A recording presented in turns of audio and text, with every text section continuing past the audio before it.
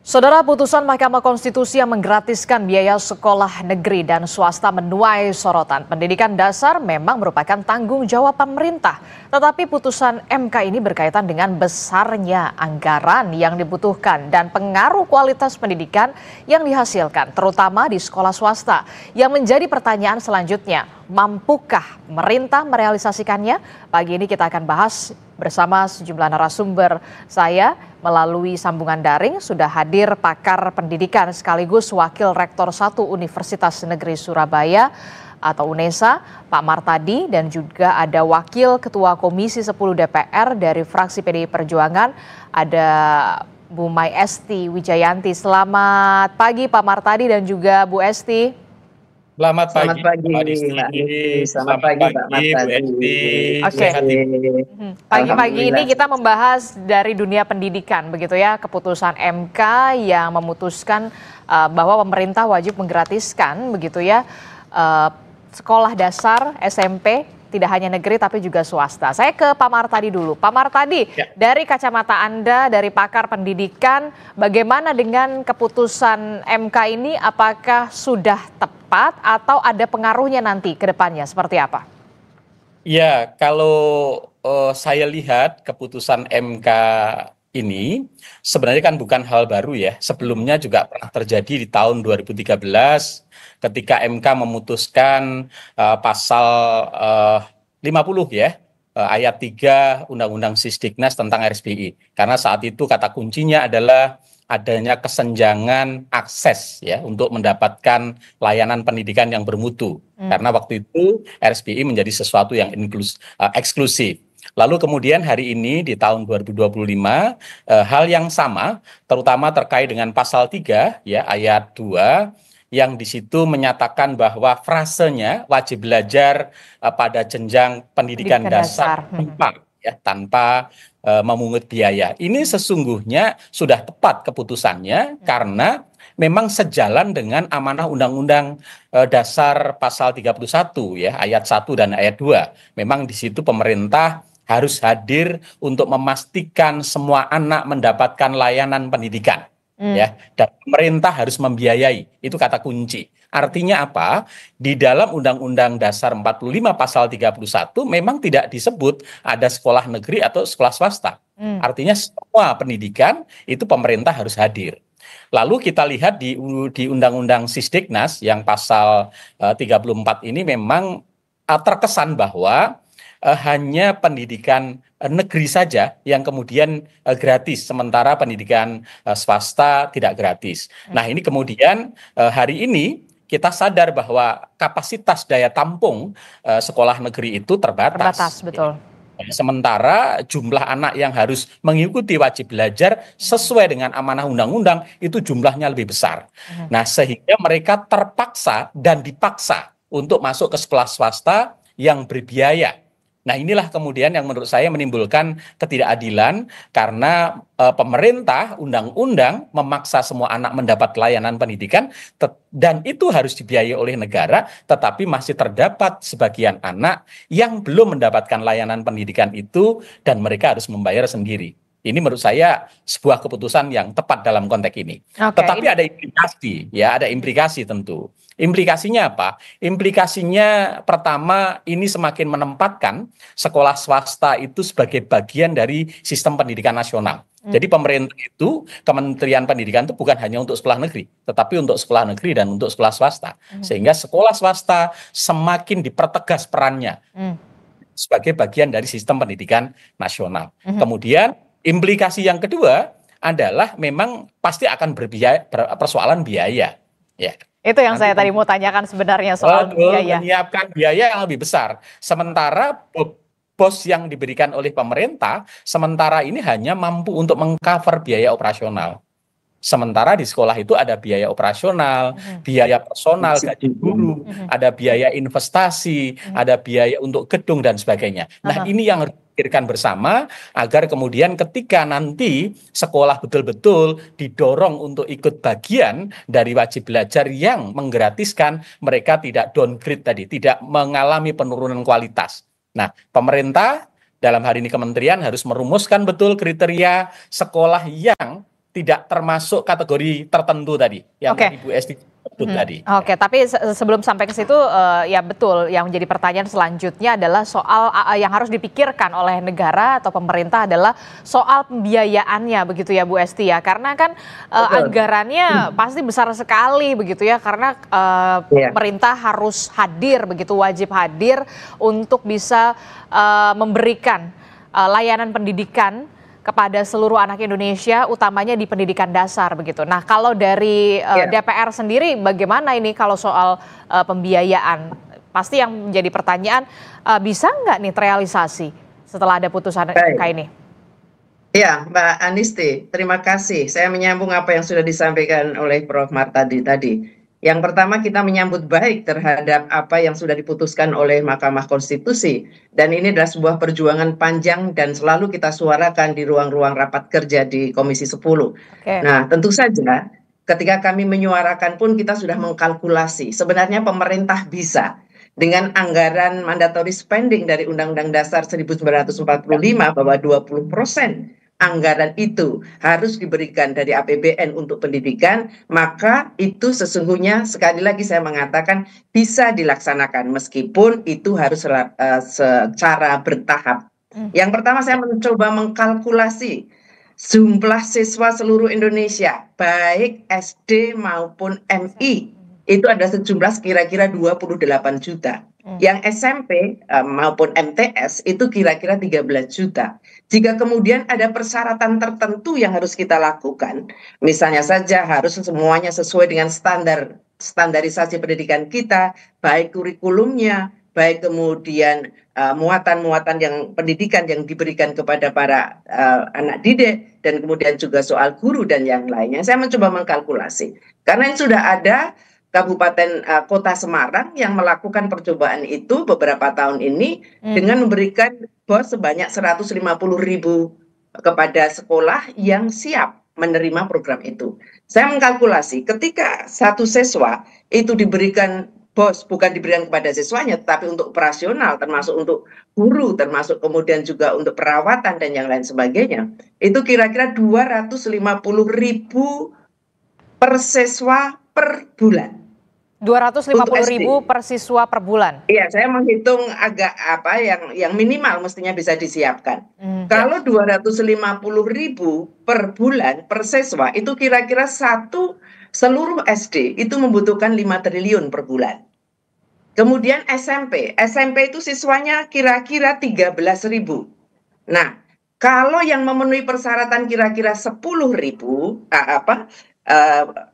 bukan 13.000, 13 juta, 10 juta, maka dibutuhkan 5 triliun juga per bulan kalau per siswa 500.000. Jadi SD 250, SMP 500.000, itu kira-kira negara menyiapkan 10 triliun per bulan.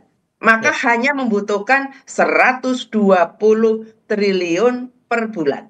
Sementara anggaran pendidikan kita totalnya adalah 724 triliun untuk 2025. Maka dengan realokasi anggaran tepat, termasuk kan di situ DAK, itu di dalamnya adalah BOS dan juga gaji, itu ada 347 triliun sendiri, termasuk revitalisasi. Nah, ini kita berbagi tugas nanti dengan pemerintah daerah. Soal operasional sekolah termasuk guru-guru, maka kita nyiapkan 120 triliun per tahun. Nah, tetapi untuk perawatan sekolah misalnya atau perbaikan revitalisasi sekolah itu dilakukan oleh pemerintah daerah sesuai dengan kewenangannya. Sangat cukup, sangat cukup. Karena memang ada beberapa split anggaran, alokasi anggaran yang kita rasa selama ini memang belum tepat. Hanya kemudian kita harus memikirkan, swasta ini kan mayoritas gurunya tidak digaji oleh pemerintah selama ini. Maka ada pemikiran swasta harus dinaikkan bosnya atau biaya per bulannya dibandingkan dari negeri. Tapi ini sekolah swasta yang mana dulu nih? Kan sekolah swasta ada grade-nya juga, Bu Esti. Yes, itu yang mau saya sampaikan. Bahwa swasta yang sudah mandiri, biarkan sekolah ini tetap mandiri. Dan kemudian juga ada pilihan bagi sekolah swasta, ikut bergabung bersama untuk mengikuti program pemerintah atau kemudian mereka memutuskan untuk tidak. Kalau Oh, untuk tidak, oke. tentu saja tidak bisa kita paksakan. Oke. Tidak bisa kita paksakan, setidaknya negara sudah mencoba Menawarkan. menyampaikan, ini kami akan fasilitasi. Mhm. Nah, tapi kalau kemudian swasta mengatakan, maaf kami tidak bisa ikut bergabung dengan program ini karena kami sudah mandiri, itu pun dilindungi oleh undang-undang karena yang dari masyarakat pun diperbolehkan untuk tetap memberikan sumbangsihnya di dunia pendidikan kita. Begitu, Mbak. Oke, sudah dapat poinnya. Jadi, untuk sekolah swasta yang mandiri, ada pilihan mau ikut program pemerintah begitu ya, kemudian digratiskan atau kemudian benar-benar mandiri seluruhnya, begitu ya? Ya, saya kira ada poin-poin yang kemudian memang harus kita diskusikan lebih lanjut. Mandiri atau hanya mendapatkan 100% mandiri atau bos yang kemudian tentu sangat berbeda dengan yang harus kita berikan kepada sekolah-sekolah yang bersiap bergabung untuk program sekolah gratis pendidikan dasar. Mhm. Begitu, Mbak. Oke, bagaimana Pak Martadi melihat penjelasan dari Bu Esti tadi? Kira-kira ada sekolah swasta yang memang benar-benar mandiri begitu ya, jadi diberikan pilihan kalau mau ikut boleh, kalau tidak tidak apa-apa begitu. Apakah nanti yang mungkin ada juga pertanyaan nanti, wah nanti jangan-jangan ada kualitasnya, kualitas pendidikannya yang berbeda nih. Biasanya kualitasnya di sini, kemudian nanti kemudian ada yang digratiskan, mungkin ada kekhawatiran juga akan penurunan atau downgrade kualitas begitu. Apa yang bisa difikirkan atau seperti apa nantinya kira-kira menurut Anda dari pakar pendidikan Pak Martadi? Ya, tadi betul yang disampaikan Bu Esti ya, bahwa di keputusan MK itu kan tidak berlaku untuk semua sekolah swasta. Oke. Sekolah-sekolah swasta dalam kategori tertentu masih dimungkinkan untuk bisa menarik. Tadi disebut dengan istilah sekolah swasta yang mandiri. Memang PR-nya kita yang harus diformulasikan adalah sekolah swasta disebut mandiri itu seperti apa? Mhm. Apakah yang SPK ataukah yang dia menarik biaya dengan jumlah tertentu misalnya gitu ya, sehingga nanti harus ada penawaran kepada pihak sekolah swasta mana yang mereka ingin ya bergabung dengan program ini. Tentu ketika mereka menyatakan bergabung harus mendapatkan tadi hak-hak ya yang diberikan pemerintah agar kualitas pendidikan yang diselenggarakan tidak mengalami penurunan kualitas gitu ya. Oke. Tetapi sekolah-sekolah yang selama ini memang sudah punya kurikulum khusus, punya program khusus, kemudian segmentasinya juga menuntut kualitas yang tinggi, maka menurut saya mereka juga jangan dipaksa untuk ikut program ini. Bahkan mereka diberi pilihan. Kalau misalnya mereka tidak mau menerima biaya sama sekali, juga tidak ada masalah. Anggaran itu nanti bisa diberikan untuk sekolah yang lebih membutuhkan. Tapi sebaliknya bisa saja saya menerima hanya BOS saja, tapi untuk insentif guru atau untuk biaya investasi terkait bangunan dan sebagainya, mereka tidak diberikan dari pemerintah. Saya pikir tidak ada masalah. Karena keputusan MK ini ada ruang fleksibilitas pilihan bagi sekolah ya, karena juga tampaknya MK tahu betul bahwa kemampuan pemerintah juga sangat terbatas kalau harus mengcover seluruh sekolah pendidikan. Apalagi ini Mbak Disti catatan kita bahwa di Undang-Undang Sisdiknas yang baru nanti yang disebut pendidikan dasar itu bukan hanya SD dan SMP. Tapi PAUD itu akan masuk di pendidikan dasar. Maka jumlah PAUD yang sekian besar itu juga harus dikalkulasi betul. Anggarannya nambah lagi dong ya Berapa berarti kan? anggarannya dan sebagainya. Tapi Bu Esti tadi sangat bagus sekali ya. Beliau mengatakan bahwa anggaran kita cukup. Problemnya adalah bagaimana kita memilih prioritas yang harus diberikan. Yang kedua, tepat sasar dan efisien. Saya yakin kalau nanti anggaran pendidikan itu betul-betul dikelola dengan tepat ya, sasar, kemudian efisien, saya yakin apa yang diamanahkan oleh keputusan MK ini bisa direalisasikan meskipun bertahap gitu ya. Kemudian untuk daerah juga perlu kita dorong karena kita sadar bahwa beberapa pemerintah daerah yang tadi dicontohkan, Semarang, Surabaya, Kediri itu punya APBD yang cukup besar dan mereka juga memberikan bantuan biaya operasional daerah BOPDA selain BOS. Kalkulasinya mirip yang disampaikan Bu Esti tadi, kurang lebih sekitar 2,5 jutaan lah per tahun per anak untuk SD. Yang SMP besar sedikit. Itu belum termasuk nanti untuk investasi, termasuk untuk biaya gaji guru. Kalau gaji guru bisa dibantu melalui sertifikasi guru ya. Saya pikir itu akan sangat terbantu, termasuk juga mungkin Bu Esti perlu dipikirkan. Guru-guru P3K itu kan selama ini hanya ditempatkan di sekolah negeri. Ya. Yes. Apakah Iya, betul sekali. dengan pola ini nanti guru P3K yang digaji Dimungkinkan, itu sangat dimungkinkan. untuk ditempatkan Iya. di sekolah swasta, Swasta. sehingga bisa semakin lebih memudahkan dan menguntungkan untuk sekolah swasta. Gimana Bu Esti dengan saran dari Pak Martadi tadi soal guru P3K dimungkinkan tidak untuk juga di sekolah swasta begitu kan selama ini di sekolah negeri? Iya, keputusan pada periode ini kan memang P3K diperbolehkan untuk tetap bisa mengajar di swasta. Karena swasta memang diberi ruang untuk kemudian para gurunya mendaftarkan untuk menjadi P3K atau ASN begitu. Tetapi memang kemudian masih belum terdistribusi dengan baik. Artinya begini, selama ini kan soal guru ini sudah banyak yang pensiun, tetapi tidak ada pengisian. Mungkin untuk memenuhi sekolah-sekolah negeri saja kita mungkin belum bisa memenuhi sepenuhnya.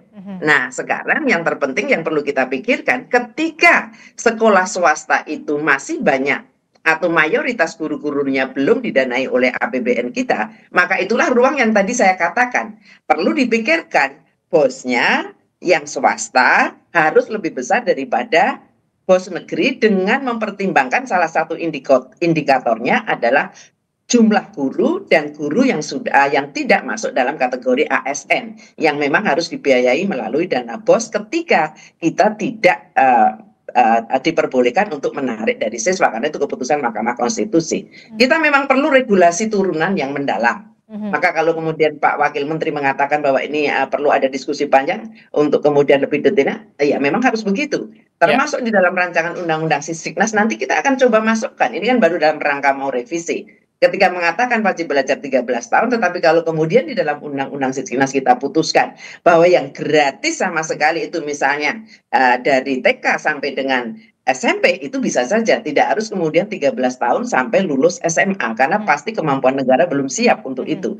Maka berjenjang, kemudian kita mencoba tidak langsung 100% kita laksanakan, kita melakukan tahapan-tahapan, apakah dibilih per tahap dulu, SD dulu semua.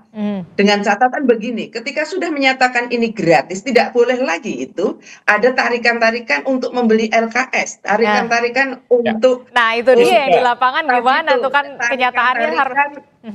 Ya, tarikan-tarikan untuk pelepasan Bu Esti, siswa ini itu yang harus clear, tidak boleh ada, sehingga masyarakat tidak perlu bertanya uangnya mau dikemanakan ya, tidak. Maka besaran anggarannya pun tidak boleh minimalis, tetapi besaran anggaran yang tetap bisa memberikan jaminan mutu minimal sesuai standar pelayanan minimal yang kita berikan di dunia pendidikan kita. Jadi kekhawatiran untuk penurunan mutu itu yang perlu kita jawab. Jawabannya apa? Ya anggarannya jangan terlalu kecil, tetapi juga diikuti dengan pengawasan. Ini yang penting.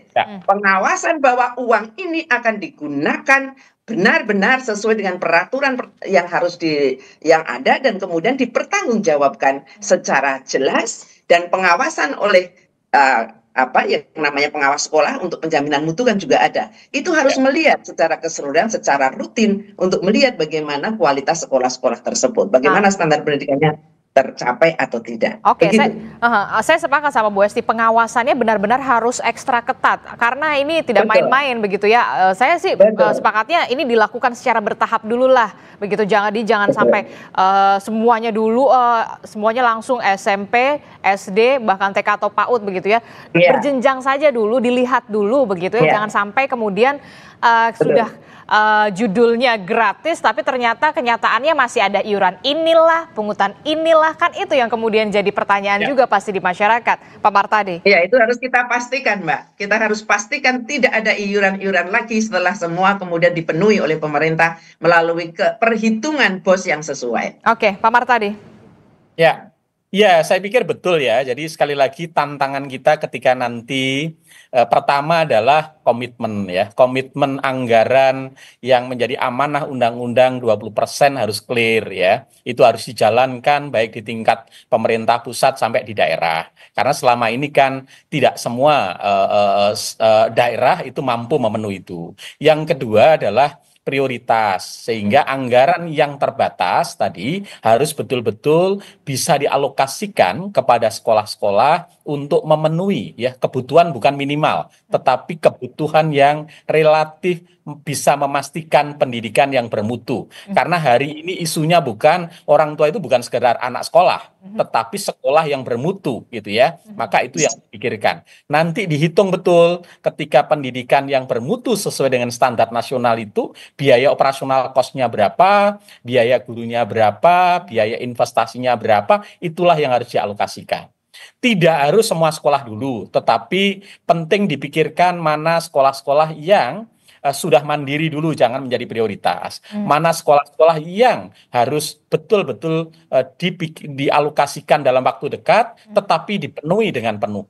Ya, sehingga kita bisa memastikan layanan pendidikan di sekolah itu sesuai dengan standar nasional. Ya, Ya, itu sesuai dengan standar nasional karena kan ya kita lihat saja beda lah sekolah-sekolah di kota-kota besar dengan sekolah-sekolah di perbatasan, sekolah-sekolah di pedalaman, bahkan kita merasa sedih ketika fasilitasnya kok seperti ini begitu. Apakah mereka merasa aman atau nyaman bisa menempuh pendidikan, itu yang kemudian juga harus difikirkan begitu Pak Martadi dan juga Bu Esti. Betul. Ya, saya kira demikian, Mbak. Jadi memang keputusan ini ada keputusan yang sangat baik dan memang harus ada perencanaan untuk pelaksanaannya. Karena memang ini bersifat final dan harus dilaksanakan. Sehingga tahapan untuk melakukan keputusan MK ini harus segera mulai didiskusikan dan kemudian kita akan lihat bagaimana prosesnya nanti atau berapa tahun kemudian akan kita totalkan selesai betul-betul SD SMP ini kita gratiskan, tidak ada lagi beban dengan catatan tertentu, termasuk soal standar pendidikan yang harus terpenuhi, termasuk kurikulum yang sesuai ditetapkan oleh pemerintah dan yang lain-lain sebagainya. Termasuk juga fasilitas juga di sekolah masing-masing begitu ya, apalagi sekolah-sekolah di daerah-daerah terpencil. Tadi minimal 250.000 itu sudah dalam masuk kategori bahwa fasilitas pendidikannya dengan rata-rata misalnya siswa 100 anak per sekolah untuk SD itu saya kira memungkinkan. Kalau bisa lebih ya lebih baik untuk bisa kita lakukan itu. Oke, itu artinya dalam waktu dekat akan segera melakukan rapat kerja bersama dengan Kemendikdasmen untuk membahas ini secara detail, mekanismenya akan seperti apa ke depannya. Pasti.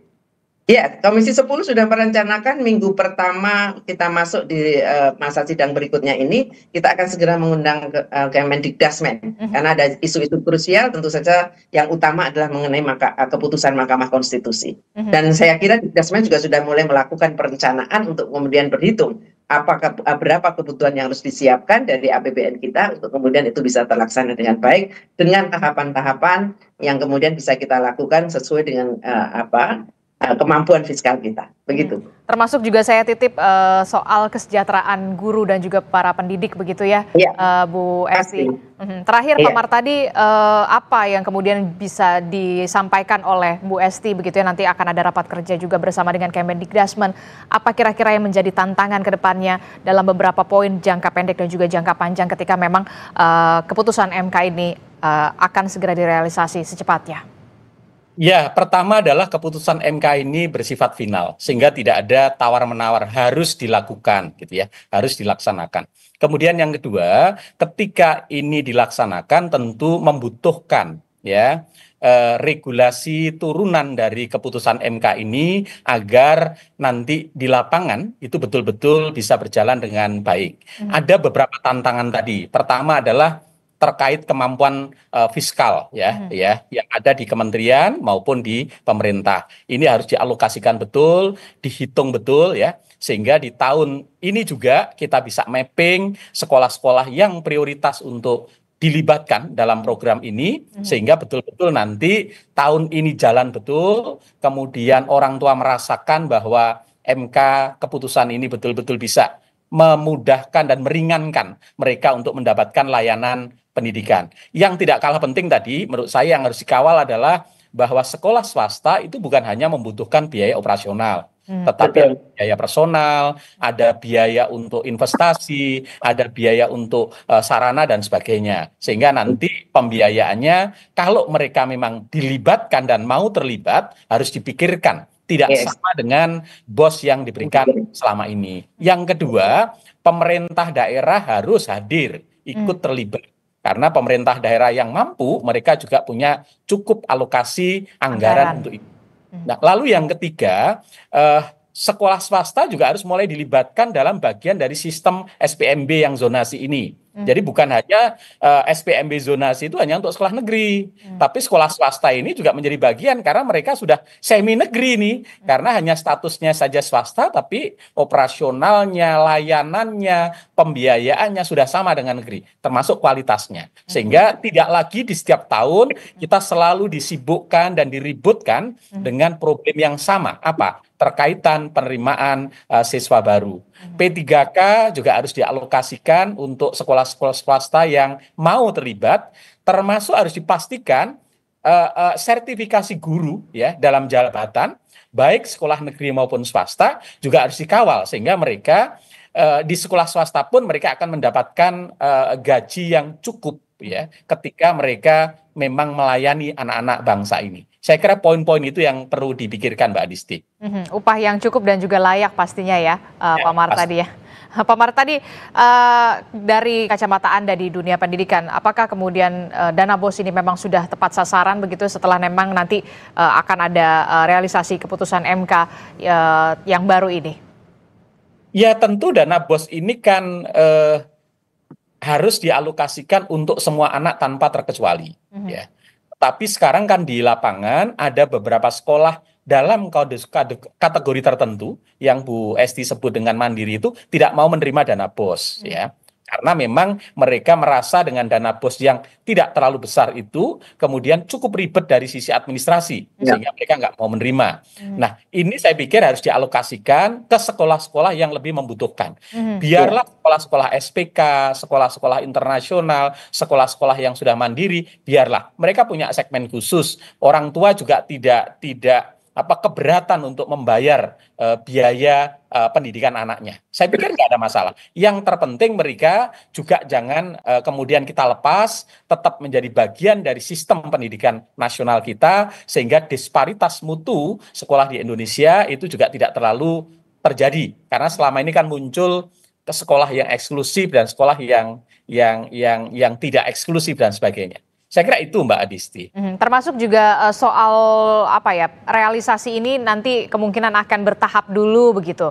Anda setuju soal itu juga, Pak Martadi? Tampaknya iya, karena kalau menghitung fiskal, kemudian tadi sudah disampaikan oleh Bu Esti ya, tampaknya kan memang belum akan mampu mengcover seluruh biaya operasional itu. Nah oleh sebab itu, toh di dalam keputusan MK juga tidak mewajibkan semua sekolah harus di-cover, tetapi sekolah-sekolah dalam kategori tertentu boleh untuk tetap menarik biaya. Ya, saya pikir nanti ada beberapa skema yang sekolah swasta full ikut program ini bisa di-cover penuh, ada sekolah yang tidak sepenuhnya masuk di program ini, mereka masih boleh menarik sebagian, dan sekolah yang benar-benar mandiri. Saya pikir ini menjadi salah satu pilihan-pilihan untuk mengatasi keterbatasan anggaran, kemudian prioritas yang harus dialokasikan, jumlah siswa yang harus diberikan biaya juga cukup besar, dan bertahap nanti harapannya dengan kemampuan fiskal negara yang semakin besar, semua sekolah bisa tercover seperti yang kita harapkan semua. Tidak ada lagi sekolah swasta dan negeri, dikotomi itu, semua anak Indonesia dimanapun dia bersekolah, dia berhak mendapatkan layanan pendidikan yang layak dan pemerintah hadir membiayai. Oke Pak Martadi, terakhir Bu Esti, silakan. Iya. Kami berharap memang keputusan Mahkamah Konstitusi ini akan secara bertahap tetapi secepat mungkin bisa kita laksanakan secara keseluruhan dengan kajian mendalam, penghitungan kalkulasi fiskal dan kemudian regulasi-regulasi turunan yang harus segera bisa kita laksanakan. Karena ini adalah bagian dari sebuah komitmen kebangsaan kita yang memang sudah dituangkan di dalam Undang-Undang Dasar 45 maupun di dalam Undang-Undang Sisdiknas. Tentu ini akan semakin kita perjelas sebagai anggota DPR RI Komisi 10, nanti di dalam rancangan Undang-Undang Sisdiknas akan kita pertegas bagaimana negara ini benar-benar akan melaksanakan apa yang sudah dituangkan di dalam keputusan Mahkamah Konstitusi, memberikan pendidikan yang bermutu dan berkeadilan untuk semua, dan tidak ada seorang anak pun yang putus sekolah karena persoalan pembiayaan, karena negara menjamin dan untuk membiayai setidaknya sampai lulus sekolah menengah pertama. Ini harapan kami dan kami meyakini bahwa ini akan kita bisa lakukan dengan baik ketika kita memperhitungkan ini dengan cermat. Anggaran APBN kita pasti mampu untuk membiayai soal itu dengan ketentuan-ketentuan yang berlaku. Demikian, Mbak. Oke, kita harapkan nggak apa-apa bertahap dulu, yang penting semuanya berjalan dengan lancar begitu ya dan juga baik, tepat sasaran pastinya, termasuk juga soal pengawasannya juga kami titip juga Bu Esti dan juga teman-teman di DPR begitu ya, karena ini menyangkut uang rakyat yang kemudian juga dikembalikan lagi kepada rakyat untuk bisa kemudian anak-anak Indonesia mendapatkan akses pendidikan yang layak dan juga fasilitas pendidikan yang layak, karena semua anak-anak Indonesia ini harus tetap menempuh pendidikan yang bermutu untuk menciptakan Indonesia emas di 2045. Terima kasih Bu Esti, Pak Martadi telah bergabung bersama kami. Sehat selalu. Assalamualaikum warahmatullahi wabarakatuh. Salam hormat.